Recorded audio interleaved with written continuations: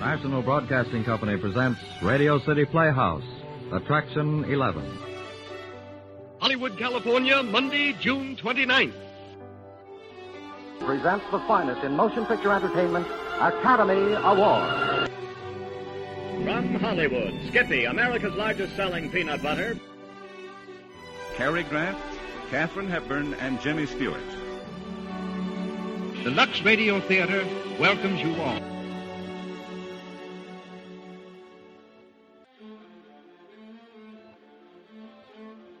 Hello everyone, and welcome to Drama and Theater, brought to you by Dwayne Old Time Radio. Before we get to today's drama, if you enjoy what I'm doing, let me ask you to subscribe to my channel. Subscribing is 100% free, and you will receive notifications on new posts. Lastly, if you have a moment, write a short 1 or 2 sentence review or give a rating on your preferred podcast service. A positive review or rating would help me out a lot. And now, on to the show. Oh yeah, and thanks for your support. I really do appreciate it. Hope you enjoy. It's peanut butter jelly time on the Drama and Theater. This episode is from the Skippy Hollywood Theater. And this play is titled 3 on the Honeymoon. This is the 31st episode from that series, and it aired April 2nd, 1947. The following program was produced in Hollywood and transcribed for release at this time. If you like peanuts, you'll like Skippy.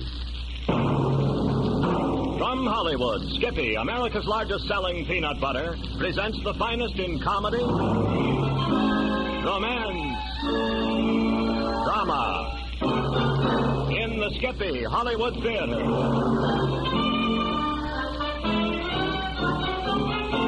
With Frank Albertson in the fabulous comedy, 3 on a Honeymoon.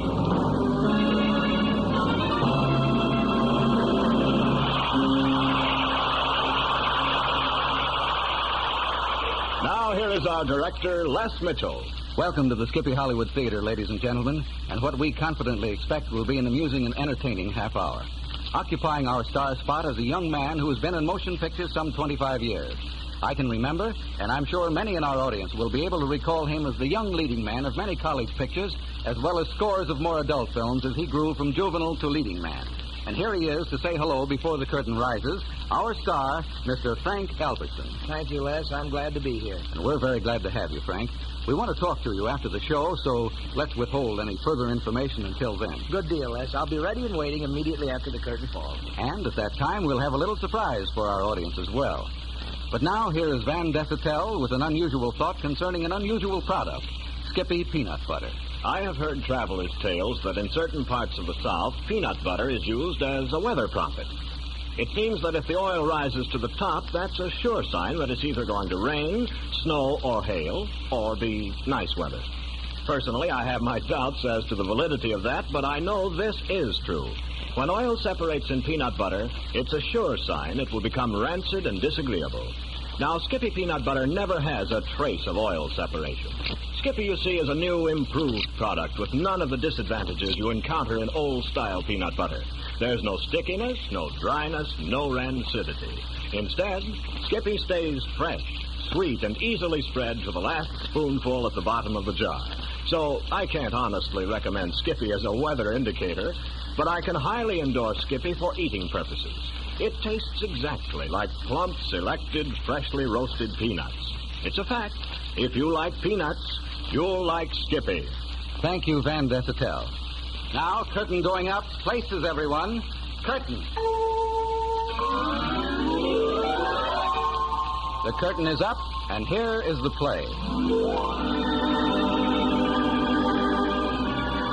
The Skippy Hollywood Theater presents Act 1 of 3 on a Honeymoon, written by Seeley Glester and Mervyn Gerard, and starring Mr. Frank Albertson. Most of the fabulous deals of fabulous Hollywood begin and end in the high-pressure atmosphere of an agent's office, or so the agents will tell you. Philip Jalkett is no exception. And although most agents confine themselves to one type of talent or another, Jalkett does not. He is glad to represent anything or anyone that comes into his office, just so long as there's a chance that Philip Jalkett might make a buck one way or another. But really, Jalkett isn't such a bad guy, even if he does lose his temper once in a while. Myrtle! Myrtle! Myrtle! Was you calling me, Mr. Jalkott? Yes, I was, Myrtle. I'm sorry. Did I disturb you? Oh, no, sir. I was just thinking. You were? Yes, Mr. Jalkott. I was thinking that... Never mind. Now, what I want you to But do... I was thinking that... I said never mind, Myrtle. Yeah, but I... Myrtle! I said never mind. Yes, Mr. Jalkott. Myrtle, Yes, Mr. Jalkott. where are you going? Wait, up to my desk, Mr. Jalkott. Why? Because you said never mind, and I Oh, thought that forget it, Myrtle. Just tell me if I have any more appointments this afternoon. Miss Annie Newton is coming. Oh. And her brother, Johnny Newton. Oh. Why does the kid brother have to tag along? Well, he's her sister. I mean, he's his sister. He's her brother. They're a dance team. I am quite aware of that, Myrtle. Yeah. What time? Oh, any minute. Well, show them in when they come.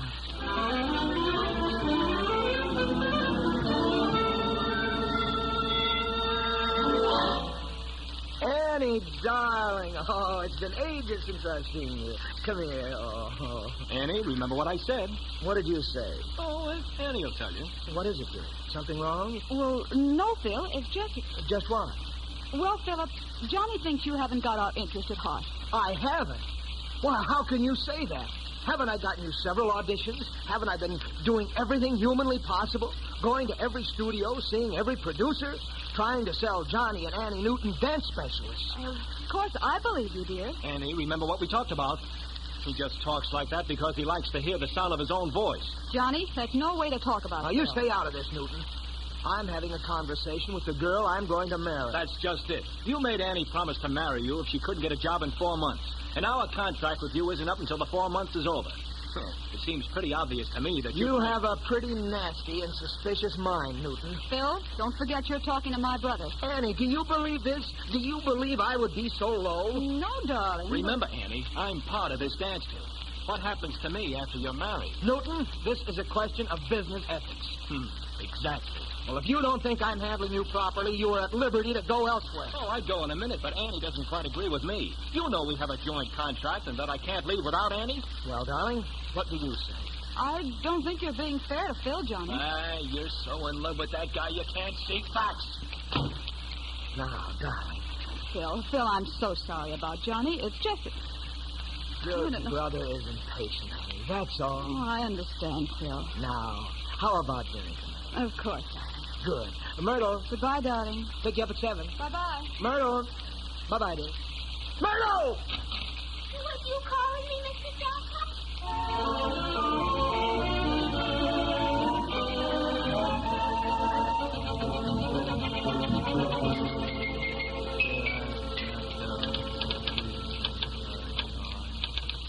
Hey, Annie, how do you spell colossal?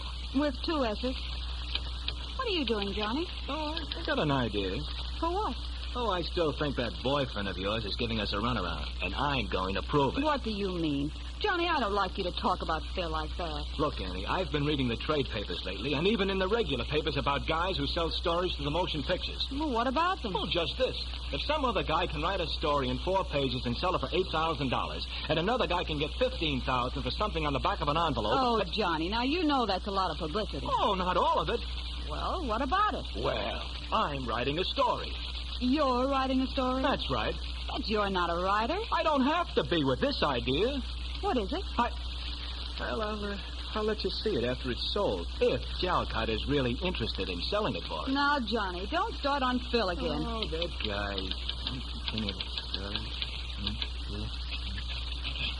Well, Finished already? yep, it comes to a page and a half. Oh, it's terrific, even if I say it myself. Let me see it. Not yet. Why? It's bad luck. Come on, sis. Let's see the big shot.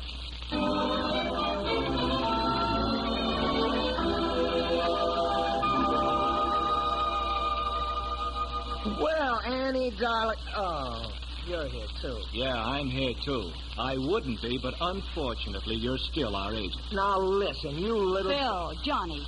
Tell Bill what we came about, Johnny. Well, I've written a story. It's just a page and a half. It won't tax even your brain to read it. Annie, do I have to take that from that pipsqueak brother of yours? Pipsqueak? Stop that right now, both of you. You're acting like children. Will you read it now, Jalcott? All right, let me have it.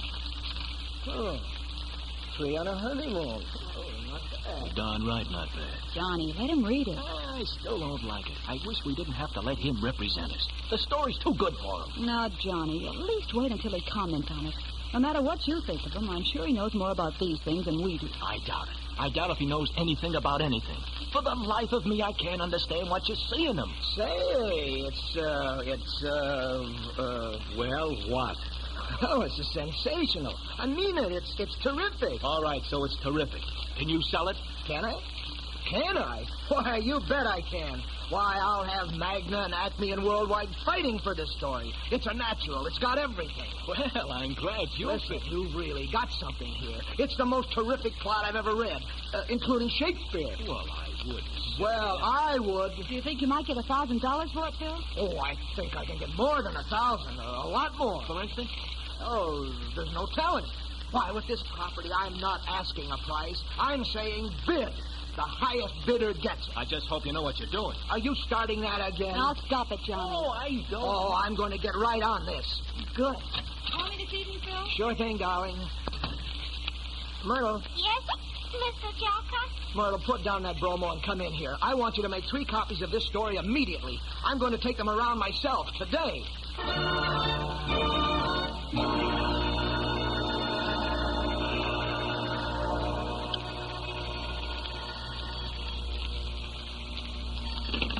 Hello? Jalcott, this is Johnny Newton. I'm calling about my story, 3 on a Honeymoon. You had it 3 days now. What about it? That's what I want to know. What about it? Well, these things take time. All right, so they take time. How do I know you've done anything with it? Now, just a minute, Newton. I'm the one in the agency business, remember? I'll run my business the way I see fit. If you don't like it, you can go somewhere else. Yeah, after another 30 days. I want some action on that story, Jalcott. Newton, you bother me, and I'm a busy man. When something happens, I'll call you.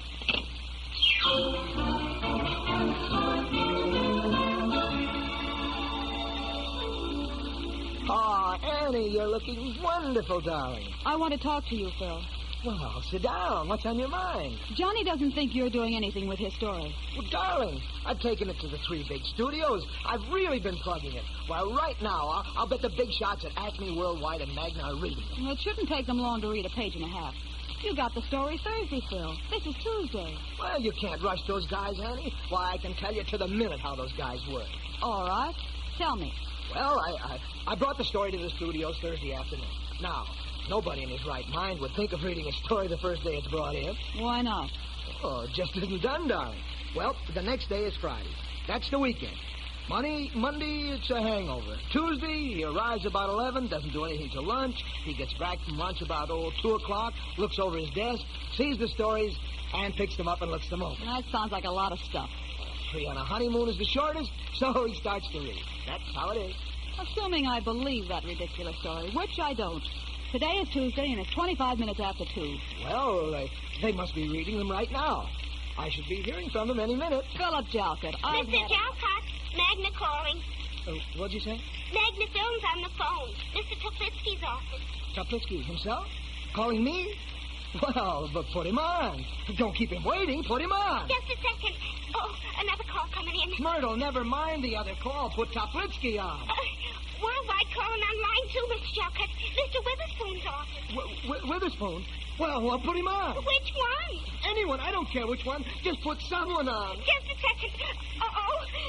What now? Myrtle! What's happening? Oh, I wish I knew that empty-headed secretary of mine. There are 2 calls coming from... Acme calling on line 3, Mr. Jalcott. Mr. Augustine of Acme. I had to get a switchboard. 1 call at a time isn't enough for me. Mr. Jalcott, what should I do?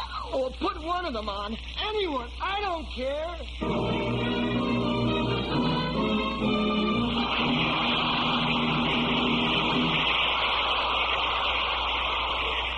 And the curtain comes down on Act 1 of the Skippy Hollywood Theater's presentation of 3 on a Honeymoon, starring Mr. Frank Albertson. But now, during our brief intermission, Let us lend an ear to Van Dessetel, whose sincere enthusiasm for Skippy peanut butter stays fresh, sweet, and easily spread to the last syllable at the end of the commercial. It's well known that Englishmen are extremely fond of tea. The Chinese like their rice, and any Scotsman who wasn't crazy about oatmeal would practically be a traitor to his country. Now, it's not unlikely that we Americans may go down in history as a nation of peanut lovers. Certainly it's true that when the average American sees a big, plump, fresh-roasted peanut, he gets hungry awfully quick. So it's no wonder that more Americans prefer Skippy to any other peanut butter. You see, Skippy tastes exactly like peanuts. The biggest, fanciest, freshly roasted peanuts you can imagine. All the members of your family, from Junior to Grandpa, can share the enjoyment of that wonderful flavor. For new, improved Skippy never picks a fight with your digestion. In fact, Skippy has none of the drawbacks of old-style peanut butter. Skippy stays fresh and sweet and easily spread to the last spoonful at the bottom of the jar, with never a trace of oil separation, stickiness, or dryness. Yes, chances are that you, like your fellow Americans, are very fond of peanuts. And when you eat Skippy peanut butter, you're eating plump, selected, freshly roasted peanuts in their most digestible form. With your first taste, you'll find this to be a fact. If you like peanuts, you'll like Skippy.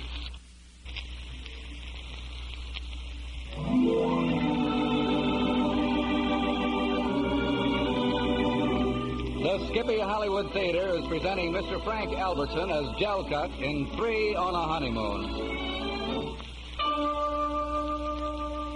Thank you, Mr. Witherspoon. Thank you. Goodbye.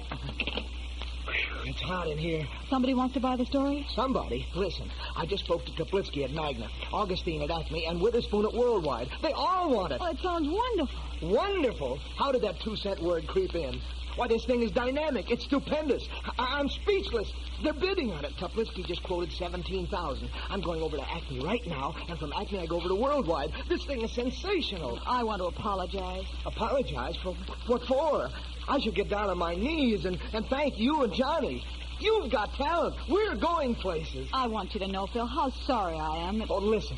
When 3 big shots start bidding against one another for something I've got, I'm in 7th heaven. There's no telling how far they'll go. We might even get, maybe as high as 50,000. Phil, we've had a quarrel. I was wrong, and I want to make up. Huh?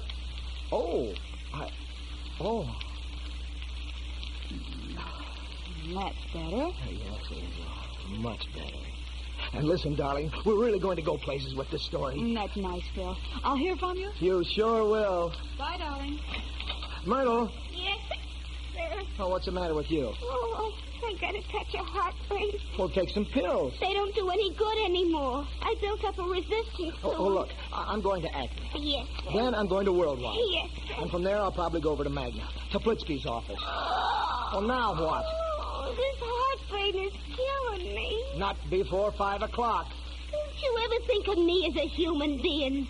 Ever? Human being? What kind of a question is that? I got feelings, too. I can have heartburn as well as the next one. Seems to me I have enough for both. Well, really, Mr. Jalcott. Look, I have a good idea for you. What?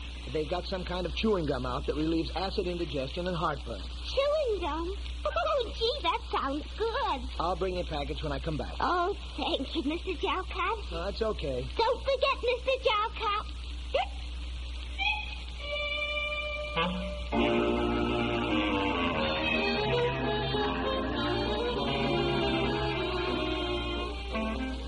And that's why I want the story, Jalcott. I've been using your actors when you wanted a favor. Now you got to do me a favor. Well, sure, Mr. Toplitsky, but you got to realize that Augustine and Witherspoon are both bidding on this story. I got to protect my client. My offer is still the highest, isn't it? I told you I didn't want to be just Oh, for you, Jalcott. Oh, for me? Thanks. Hello? Mr. Jalcott, this is Myrtle. You won't forget the chewing gum? Huh? The chewing gum that relieves indigestion. You promised to bring me a package. Well, I'll be... Is that what you called about? Oh, no, let's see. Yes, there was something else. Oh, yeah. Mr. Witherspoon is on the wire. What does he want? Just a minute. Who's that? Witherspoon. Right in my own office, and I got to put up with it. How much did he say? Mr. Jalcott? Yes? Mr. Witherspoon says $85,000 and not a penny more. Oh, 95, eh? No, $185. Mr. Toplitsky just said 100. Just a minute. He won't get away with it. Whatever he says, I'll go higher. The story's terrific, isn't Never mind trying to tell me. I know what I want. Mr. Witherspoon says 125 and not a penny more. And Mr. Augustine is on the phone. What'll I do? Hold it.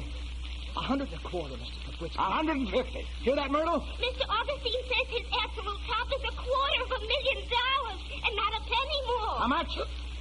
$250,000. 300,000. Myrtle. Mr. Witherspoon says he heard Mr. Toplitsky. 325 and not a penny more. How about 325, Mr. Toplitsky? Wait a minute. Mr. Augustine says 350 and not a penny more. 350. Ask them when they're through. Myrtle. Mr. Witherspoon says 395, and if anybody says 400, he's crazy. How about Augustine? He says he's finished. Finished? How's that finished? 400,000 I bid. Well, Jalkut, quick. Mr. Jalcott. What? Mr. Witherspoon says... Oh, what he said. Mr. Toplitsky, the story is yours. Good. Mr. Jalcott. What do you want? Don't forget the chewing gum. Chewing gum? My heartburn. It's killing me.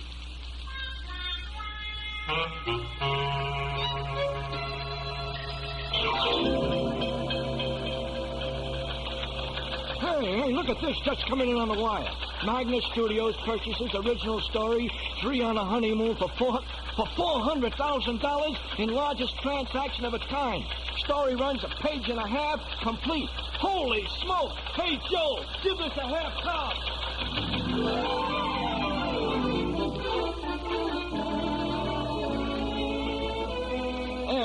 Annie, listen to this. In Variety, the sensational story of the sensational sale of 3 on a Honeymoon for $400,000 continues to be the leading bit of gossip in Hollywood. Johnny. Listen, Annie. 5 feminine leads are vying for honors in the forthcoming high-budget picture. Johnny. What's the matter, sis? You aren't excited or anything. You know, Johnny, I haven't even read the story. Well, like I said, it's bad luck. Don't you think I ought to read it? Let's go out to lunch, Annie. You'll read it later. Johnny, there isn't something about it you don't want me to know, is there? No, of course not. Then please let me read it. Oh, well, all right. It's in my pocket. That's funny. I can't seem to find it. Look in the inside pocket, Johnny. Huh? Inside pocket? Mm-hmm. Oh, yeah. Now, listen, sis. You know the movies that change everything around. Just a second, Johnny. $400,000. Just think of it, Annie. We can stay here in Hollywood as long as we like or travel around the world. We can do anything, Annie. Anything at all. Why, we could... Oh, no. Now, all I have to do is sign the contracts this afternoon and then everything is okay. Johnny. Well, what's the matter, sis? Johnny, you couldn't. You just couldn't. Oh, now, sis. Johnny, you promised you'd never breathe a word of it. But, Annie, You promised. Oh, Johnny, I told you this only because he was your grandfather, too, and I thought you should know. You can't sell this. For $400,000? No, Johnny. It's a family secret. We can't let the whole world know about it. Well, it wouldn't be fair to his memory. But, Annie, $400,000? Call him up, Johnny. Call Phil right now and... No. Anyone who knew Grandpa would know it's his story immediately, and they... No, I won't do it, Annie. I won't take the story back. All right, then. I'll go see Phil myself. Right now.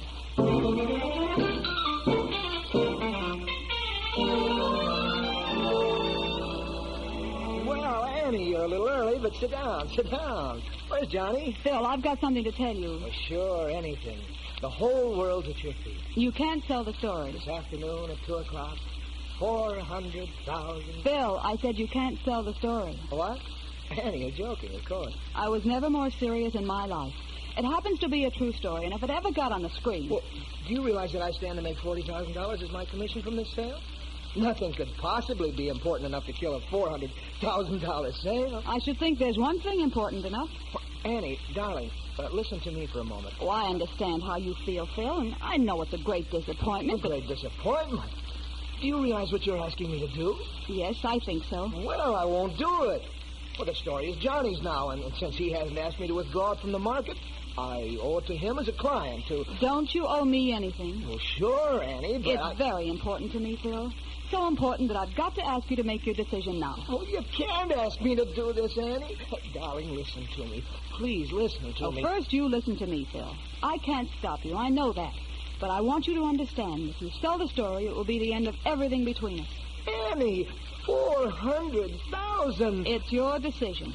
Me or the money. Annie, darling, sweetheart, how can you do this to me? How can you sit there? I'm waiting for your decision, Phil. But... All right, Annie. You win. You win. Phil, darling, I'll never forget this. Neither will I. Oh, darling, you're wonderful. Someday maybe you'll know how much this means to me. I know how much it means to me right now. Myrtle. Yes, Mr. Jocko? That chewing gum I brought you yesterday? Give me some. I'm getting a heartburn. Oh, all right, Mr. Jocko. No, wait a minute. You better get Mr. Toplitsky at Magna on the phone first. Yes, Mr. Jocko. I understand how you feel, Phil. You understand how I feel? I don't even know how I feel myself. I'm numb. I feel... Mr. Toplitsky is on line 1, Mr. Jocko. Hello, Mr. Toplitsky? Yeah, Jocko, you coming right up? No. What do you mean, no? The story isn't for sale anymore. What's that? It's withdrawn from the market. Do I hear you correct? Yes. Speak up. You sick or something? I haven't got enough strength. The author doesn't want to sell the story. Question of money, I'll give you $405,000. No. You can't do this to me. You know what's happening all over the country? Everybody's talking about 3 on a honeymoon. I'll sue. Your name will be mud around here, Joker. You'll never sell another story, another actor. Oh, how could this happen to me? Furthermore, I'll have you banded around the studios as a no good to Welcher. Oh, stop. I can't stand What's the matter with the writer's got a hole in his head? Why don't he want to tell the story? Something personal, something private. They don't want the whole country to know about Story? What are you talking about? Is that what's worrying them? Sure, that's why they're not selling it. So what? Who wants the story? All I want is the title. You, oh no. That's all. Sure, just the title. That's what I'm paying for. That's what's got the whole country excited. We're going to change the story anyway. Oh, no. Mr. Jocko. Mr. Jocko. He fainted. Oh, darling, what's wrong? Darling, speak to me. Mr. Toplitsky said he didn't care about the story. Said he's going to change it anyhow. All he wants is the title. And then Mr. Jocko fainted. Just the title? That's what he said. Oh, then everything is fine. Everything is wonderful. He can sell the title, and we can keep the story secret. Oh, Phil, I'm so happy. Phil, darling, wake up. Mr. Jocko. Mr. Jocko, wake up. I have some chewing gum for you. The kind that helps indigestion and heartburn. Mr. Jocko. Have a chew, Mr. Jocko.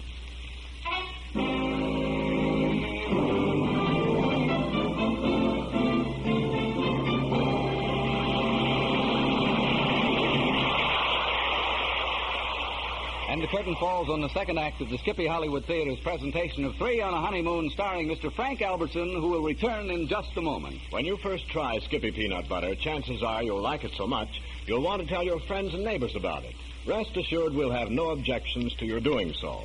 You see, Skippy is a new, improved peanut butter without a trace of floating oil. It stays fresh and sweet and easily spread to the last spoonful at the bottom of the jar. Creamy-style Skippy, Blue Label, and Chunk-style Red Label are both triple milled to a buttery smoothness. The only difference is that Chunk-style has crunchy little nuggets of peanuts added. Try Skippy soon, won't you, and pass along the good news. Now, here again is our director, Les Mitchell. And here's our star, Mr. Frank Albertson. Thanks again, Frank. That was a most interesting part and a very well-played one. Oh, thank you very much, Les. And now, can we tell the audience our surprise? You're pretty keen about this, aren't you? Well, why shouldn't I be? After all, she's... You said that I could tell now. All right, go ahead, because if you don't, I will. All right. Our surprise, ladies and gentlemen, is contained in the person of the very attractive young lady who played opposite Frank in our show. Her professional name is Miss Grace Gilleran, but in real life, she's actually Mrs. Frank Albertson. Incidentally, Frank, I don't blame you for being proud of her. Well, I'm proud of Frank, too, Les. Well, I'm proud of you both, so that makes it a mutual admiration society. I also understand both of you are quite proud of your 4 youngsters. We certainly are, Les. Well, tell me, what are their respective ages? Frank Jr. is 12 and Anthony is 6. And Gretchen is 4 and Juliet is 1. Well, I think it's wonderful that both of you can have your careers and your family and be so very happy about it all. Sort of makes it look as if Hollywood was not quite as bad as it's painted. You can say that again, Les. I've lived here for a good many years, and I love it. I know that you do. Well, kids, I'm sorry we have to break this up, but first let me say I'm very happy to have had you, Frank, on the show, and I'm greatly pleased to be the one to welcome Grace back to her profession once again. Thank you very much, Les. It's wonderful to have a family, but it's also wonderful to be working. I've enjoyed every minute of it, Les, and we'll see you again soon. Now we'll just say goodbye. Goodbye, Mr. and Mrs. Frank Albertson.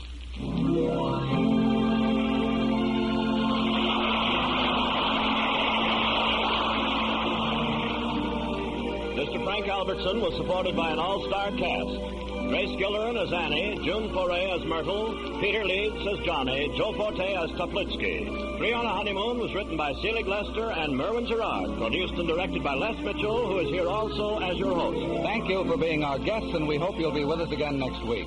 Musical score was composed and conducted by Del Castillo. Mr. Frank Albertson can soon be seen in the MGM motion picture, The Hucksters. Be sure to listen each week and hear such stars as Barbara Luddy, Bill Goodwin, Kathy and Elliot Lewis, Helen Mack, Dan Duryea, and many other great actors and stories selected especially for them. Dan Desatel speaking. For the Skippy Hollywood Theater. This program was produced in Hollywood and transcribed for release at this time.